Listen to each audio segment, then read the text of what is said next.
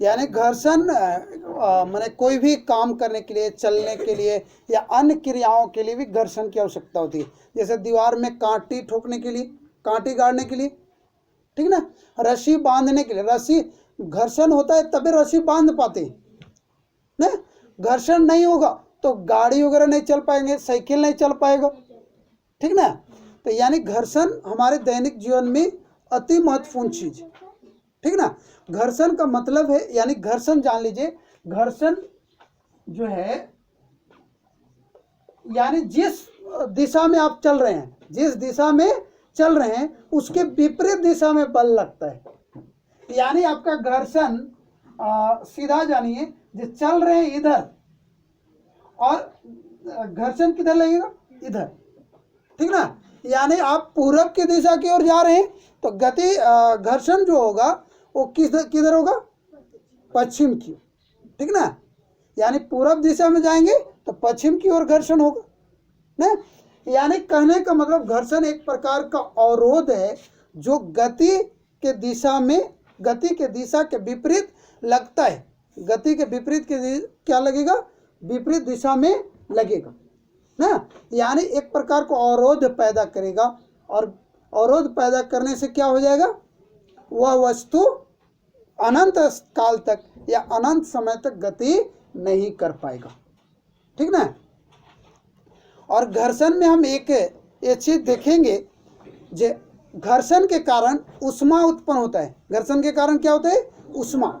यानी कोई चीज ज्यादा रगड़ खाता है, अब गाड़ी में या कोई वायरिंग वगैरह देखिएगा, ज्यादा घर्षण चलेगा तो उसमें क्या हो जाता है, गर्म हो जाता है, वो चीज क्या हो जाता है, गर्म।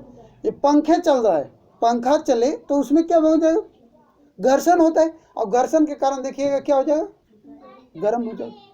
यानी जितना चीज ज्यादा चलेगा उसमें क्या हो जाएगा, घर्षण होगा, और घर्षण होने से क्या होगा, वो उसमें घर्षण से उष्मा बनेगा। क्या बनेगा, उष्मा, और उष्मा से वो हीट पकड़ेगा, यानी आपको कैसा महसूस होगा, गर्म, ठीक ना। अब देखिए, आपको 8वीं कक्षा में एक केला को बीग कर, केला के छिलके को बीग कर उसमें चलते हुए दिखाया, और चलने के बाद क्या हो गया, बच्चा गिर गया ना। क्या हो गया, बच्चा गिर गया। तो इससे ये पता चल रहा है जो केला क्या काम कर रहा है, घर्षण को कम कर रहा है। घर्षण को क्या कर रहा है, कम कर रहा है, जिससे वो स्लिपरी बन जा रहा है। क्या बन जा रहा है, स्लिपरी, और यानी फिसलन युक्त बन जा रहा है। फिसलन युक्त बनेगा यानी कम घर्षण लगेगा तो बच्चा गिरेगा, क्या हो जाएगा, गिर जाएगा। यानी जब कोई बल किसी दूसरी वस्तु के सतह पर अवस्थित वस्तु की गति प्रदान करने के लिए लगाई जाती है तो उस बल के विपरीत लगने वाला बल को घर्षण बल कहते हैं। यानी एक सीधा सी बात है, जब कोई वस्तु गति कर रहा है, गति यानी बल लगा रहे हैं गति करने के लिए, गति करने के लिए बल लगा रहे हैं, और जब बल लगा रहे हैं आप गति करने के लिए तो आपको अधिक बल लगाना पड़ता है। क्यों, क्योंकि उसके जने लगा रहे हैं बल, ओकर विपरीत एक क्या लग रहा है, घर्षण बल लग रहा है। कौन लग रहा है, घर्षण ना, जो रोक रहा है। आप गति कराना चाह रहे परंतु वो क्या कर रहा है, उसको रोक रहा है। इसी को क्या कहते हैं, एक तरह से घर्षण बल, ठीक ना।